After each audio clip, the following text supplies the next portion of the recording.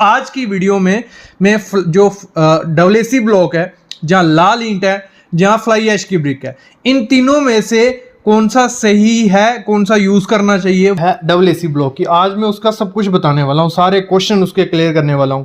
Crack कुछ नहीं होने वाला, बेस्ट है मेरी नज़र में, डब्ल्यूएसी ब्लॉक बेस्ट है, वो मैं आज आपको क्लियर करने वाला हूं। क्यों बेस्ट है मैं बताता हूं। सबसे पहली चीज, डब्ल्यूएसी ब्लॉक ना कल ना परसों, कोई 2 साल पहले नहीं आया ना 3 साल पहले, 1920 से ये डब्ल्यूएसी ब्लॉक यूज किया जा रहा है। कब? 1920 से, जब आपका जन्म भी नहीं हुआ था तब से ये किया जा रहा है। जैसे लाल ईंट अगर हम घर में यूज करते हैं, उसकी डेंसिटी थी 1600 पकड़ लो, ठीक है, 1600, तो गर्मी हमारी ज्यादा होगी, गर्मी ज्यादा होगी, जितनी डेंसिटी उतनी गर्मी ज्यादा। लेकिन डब्ल्यूएसी ब्लॉक की डेंसिटी कितनी है? 400 से 800। अगर हम 400 पकड़ते हैं तो आधे से आधा हो गया, तो आपके घर में कभी भी गर्मी नहीं बनेगी। अगर आप डब्ल्यूएसी ब्लॉक अपने रूम में, अपने फ्लैट्स में यूज करते हो तो आपके घर में गर्मी बहुत ज़्यादा कम होगी, हीट प्रॉब्लम नहीं होगी। नहीं तो आपको इतना ज़्यादा हैवी एसी लगाने की ज़रूरत नहीं है। लेकिन ये 15 बातें ध्यान देनी पड़ेंगी, नहीं तो क्रैक्स आ जाएंगे। सबसे पहली चीज क्या करनी है, जब भी डब्ल्यूएसी ब्लॉक को लगाना है, बिना जो एडिजिव आता है, मोटार आता है, ठीक है, इसका केमिकल अलग से आता है, उसके बिना मत लगाओ। अगर उसके बिना लगाते हो तो वो सही से नहीं लगते हैं और निकलने के चांसेस, क्रैक आने के चांसेस हो जाते हैं। तो इनका मोटार बना बनाया आता है, मतलब सिर्फ क्या करना है, पानी मिक्स करना है और उसको लगा देना है। वो सेम खर्चा, लगभग सेम खर्चा पड़ जाता है मोटार के मुकाबले, और स्ट्रेंथ इसकी डबल हो जाती है। कंपनी का लेना है, लेकिन आपको जिंदल कंपनी का मिल जाएगा, एस्कोलाइट का मिल जाएगा, माइक लेटिग्रीड का मिल जाएगा, अल्ट्राटेक का फिक्सी ब्लॉक आता है, मैजिग्रीड का आता है, और भी काफी कंपनी है जिनका ये एडिजिव आता है। उसी से आपको क्या करना है, डब्ल्यूएसी ब्लॉक को चिपकाना है। लेकिन चिपकाने से पहले क्या करना है, डब्ल्यूएसी ब्लॉक को थोड़ा गीला कर देना। ये नहीं है कि ईंट की तरह भिगो के रखना है, 2-3 सेकंड पानी में डुबाया और डायरेक्ट उसको लगा देना है। और जो उसमें बीच में ये एडिजिव डालते हो, केमिकल डालना है, 3 mm से 4 mm डालना है, ज्यादा नहीं डालना है। और ये एज ए मतलब ग्लू काम करता है, ठीक है, वो मोटार की तरह काम नहीं करता है। और इसको ना आपको तराई करने की जरूरत है ना क्यूरिंग करने की, ये पहली चीज करनी है।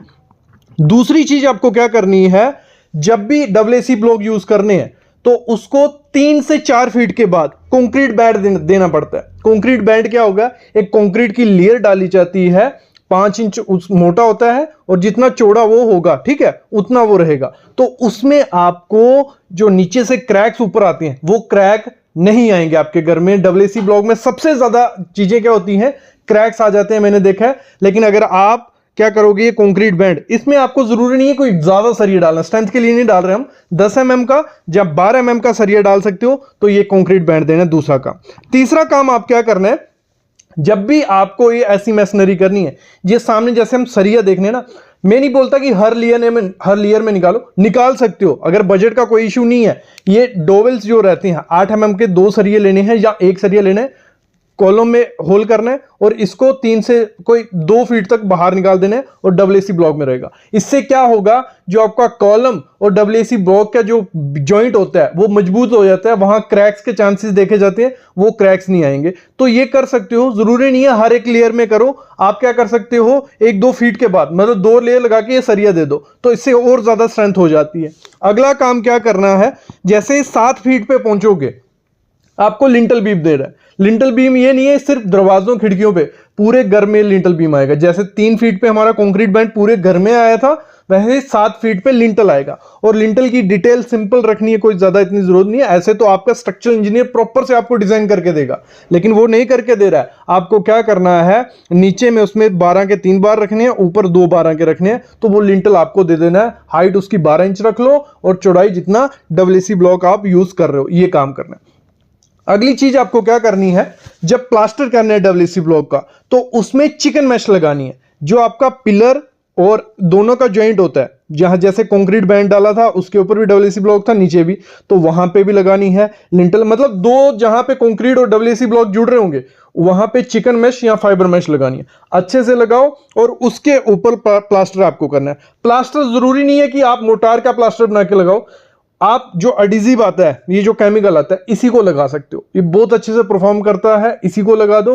नहीं तो मोटार भी लगा सकते हो। बस ध्यान रखना, जो उसमें रेती सैंड यूज करोगे वो बिल्कुल फाइन होनी चाहिए, पतली रेती होनी चाहिए। रिवर वाली सैंड यूज मत करना। और जो रेशियो रखनी है वो कभी भी 1:4 या 1:5 मत रखना, सिंपल 1:6 रखो और उसमें जो सीमेंट यूज करना है पीपीसी सीमेंट यूज करना है। नहीं तो होता क्या है, लोग सोचते हैं ज्यादा रेशियो यूज करेंगे 1:5 तो उससे स्ट्रेंथ आएगी, नहीं, उसमें क्रैक्स आ जाते हैं और यही सबसे बड़ी गलती होती है। भले आप डब्ल्यूएसी ब्लॉक को प्लास्टर कर रहे हो तो 1:6 यूज करो, भले उसमें आप जो जोड़ रहे हो उनको तो तब भी 1:6 आपको यूज करनी है। अगली चीज क्या करनी है, जब भी डब्ल्यूएसी ब्लॉक को लगाना है वो पुराना डब्ल्यूएसी ब्लॉक होना चाहिए। ये नहीं है कि अभी फैक्ट्री से बन के आया, जितना ज्यादा पुराना डब्ल्यूएसी ब्लॉक मिलता है उतना ज्यादा अच्छा वो होता है, तो ये चीज भी ध्यान रखनी है। अगला, जब भी कट करना है, क्योंकि पूरा पूरा हर जगह तो नहीं लगेगा डब्ल्यूएसी ब्लॉक, जब भी उसको कट करना है तोड़ना नहीं है, उसको प्रॉपर जो इसकी सौ आती है उससे काटना है, उसके बाद उसको लगाना है। जब तोड़ेंगे तो वो खराब चीज हो जाती है। अगली चीज क्या करनी है, लोगों का होता है कि सर इसको तराई करनी है, क्यूरिंग करनी है, नहीं, इसको तराई करने की जरूरत नहीं होती है। जब आप इसमें केमिकल यूज करते हो, जो एडिजिव आता है इसका, उसको तो बिल्कुल नहीं होती, लेकिन जो मोटार आप इसमें यूज कर रहे हो उसको थोड़ी बहुत तराई की जरूरत होती है, क्यूरिंग की जरूरत है। थोड़ा पानी आप इस पे छिड़काव कर सकते हो, लेकिन जिसपे जो बीच बीच में मोटार लगा है, जहां जब प्लास्टर करोगे। अगली चीज आपको क्या करनी है, जब भी मोटार बनाना है उसको अगर आपको स्ट्रेंथ देनी है, एरेक्रोन 3S फाइबर आता है, एक फाइबर होता है सिंपल, बहुत सस्ता है, ज्यादा महंगा वो नहीं रहता है।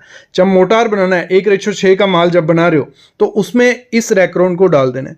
उससे होगा क्या, ये एज ए रिइंफोर्समेंट काम करता है ना, प्लास्टर में क्रैक आने देगा और जॉइंट बहुत अच्छे से बनाता है। ये आप नॉर्मल कंस्ट्रक्शन में भी यूज करो तो ये बहुत अच्छे से काम करता है। अगली चीज आपको क्या करनी है, जब भी डब्ल्यूएसी ब्लॉक की दीवार आपने बनाई, ठीक है, उसको 28 दिन तक छोड़ दो, मेरे ख्याल में छोड़ देना चाहिए, कि अगर उसमें कोई भी चेंजेस होनी है, जो कोई क्रैक आना है या कोई स्ट्रक्चर में मूवमेंट होती है, नीचे सेटलमेंट होती है, तो वो आपको दिख जाएगी। उसके बाद उस क्रैक को फिल कर सकते हो और उसके बाद प्लास्टर करो। मोस्टली लोग क्या करते हैं, आज डब्ल्यूएसी ब्लॉक की दीवार की तीसरे चौथे दिन क्या करते हैं, उस पर प्लास्टर चढ़ा देते हैं, जो भी, क्योंकि हर एक स्ट्रक्चर थोड़ा मूवमेंट लेने में टाइम लगता है, तो आपको उसको मेंटेनेंस के लिए 28 दिन छोड़ दो। पूरे घर का डब्ल्यूएसी ब्लॉक हो गया, दूसरे काम में लग जाओ। उसके बाद जब वो हो जाए, आपने देख लिया कुछ नहीं चेंजेस आ रही, फिर उसके बाद प्लास्टर उस पर कर सकते हो।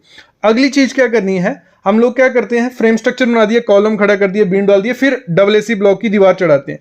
और जब डब्ल्यूएसी ब्लॉक की दीवार चढ़ा रही होती है, छत तक पहुंचती है, नीचे बीम और उसमें जगह बच जाती है, उसमें जगह बच जाती है 20 mm की, 30 mm की, 2 इंच या 3 इंच, तो उसमें डब्ल्यूएसी ब्लॉक तो आएगा नहीं काट के, तो उसमें फिल किया जाता है, फिलर भी भरा जाता है। तो वो फिलर अच्छे से भरना है, आपको छोटे छोटे पीसीस लेने हैं, वो डालने हैं वहां पे। नहीं तो पीयू फोम आती है जो, तो मोस्टली बाहर कंट्रीज में वही पीयू फोम डाली जाती है, और ऐसा करना है 10 से 12 mm। उसको छोड़ देना है थोड़े दिन के लिए, मतलब 2 हफ्ते के लिए छोड़ दो, क्योंकि जो हमारा बीम होता है उसमें भी लटक आती है, वो भी डिफ्लेक्शन लेता है, वो भी बेंड होता है। अगर वो बीम आपने पूरा फिल कर दिया, वो बीम बैठा, लोड किस पे आएगा, सीधा दीवारों पे, तो वहां क्रैक आएगा ही आएगा डब्ल्यूएसी ब्लॉक में। मोस्टली यही गलती होती है। आपको वो 2 हफ्ते के लिए छोड़ देना, आपका बीम जितना भी नीचे आएगा, जब वो हो गया उसके बाद वहां फिल कर दो, उसके बाद आप प्लास्टर कर दो, कोई दिक्कत नहीं आएगी।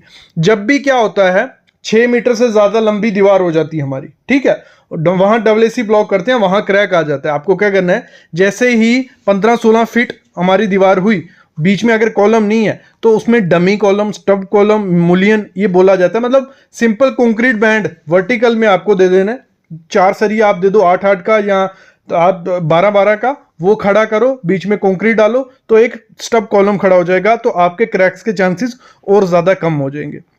डब्ल्यूएसी ब्लॉक बहुत अच्छी चीज है, ना ही गर्मी ज्यादा रूम में करता है, ना ठंड ज्यादा करता है, इंसुलेशन के लिए परफेक्ट है। बस ध्यान देना पड़ता है, जब भी डब्ल्यूएसी ब्लॉक के साथ काम करना है थोड़े प्रिकॉशंस आपको लेने पड़ेंगे। जब इसमें होल करना है, लगा लो हमारा सब कुछ रेडी हो गया, तो डायरेक्ट आप थोड़ा और कील लेके ईंट की तरह मार नहीं सकते। यहाँ पे आपको प्रॉपर होल करना है, प्रॉपर इसमें स्क्रू लगाना है, फिर उसके बाद ये सब चीजें होती हैं। और जब आपको डोर वगैरह लगाना है, ठीक है, फ्रेम आपको खड़ा करना है दरवाजे का, तो वहां पे अच्छे से उसके कटिंग करके फ्रेम के कब्जे डालने हैं और कंक्रीट अच्छे से करना है। तो इस तरीके से अगर आप डब्ल्यूएसी ब्लॉक का मैसनरी करोगे तो आपका घर स्ट्रांग भी होगा और अच्छा भी रहेगा। बस ये चीजें थी, आई होप आपको आइडिया लग गया होगा क्या क्या ध्यान देना है जब भी डब्ल्यूएसी ब्लॉक के साथ काम करना है। लेकिन इसके रिलेटेड कोई भी क्वेरी है आपकी, आप कंसल्टेशन ले सकते हो, डिस्क्रिप्शन में डिटेल है, कॉल पे हम आपको पूरा समझा देंगे। अभी मैं लेता हूं अलविदा, और प्लीज चैनल को सब्सक्राइब करो यार, इतने लोग वीडियोस देखते हैं और सब्सक्राइबर काउंट हम देखें कुछ भी नहीं है। 80-90% जो लोग मेरी वीडियोस देखते हैं उन्होंने चैनल को सब्सक्राइब नहीं किया। तो प्लीज़ कर दो, इससे होता है कि आपको डेली अपडेट आ जाएगा, नई वीडियो जो भी आएगी, और हमसे जुड़े रहोगे। Thank you guys.